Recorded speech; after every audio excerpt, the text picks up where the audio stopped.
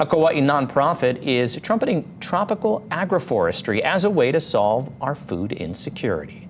The largest breadfruit agroforest in the state is run by the Breadfruit Institute at the National Tropical Botanical Garden. Researchers believe it could be a game changer. At a glance, you probably wouldn't recognize this as a farm, but it is a carefully designed agroforest. Agroforestry is a way to plant which is multi-story and multi-dimensional. So you have an overstory, upper canopy of trees, and then you have other plants in the middle and then on the ground.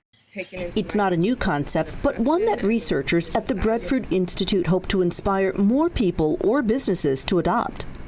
In an agroforest like this one, ulu is the main crop, this breadfruit here behind me, but there are other things that get planted in an agroforest. So for instance, we have dryland taro here, noni over there, and right here, this is pua kenikeni.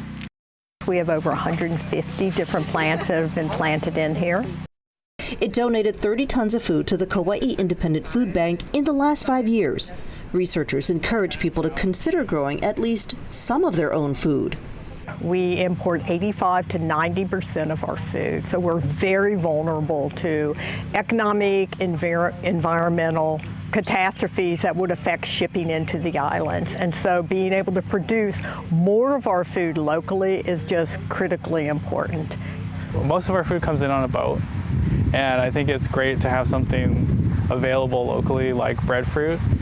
Agroforest technician Neil Uno says it's healthy and it saves him money. It's a great cost-saving measure because you get 4 or 5 pounds of food a week from a tree. And you don't have to have a 2-acre plot like this one. Depending on your space, plant other things in your yard. Plant things that you like to eat. Plant flowers if you like to make lei. I just encourage people to grow more food and more plants in their yard, which is what people in Hawaii did for centuries.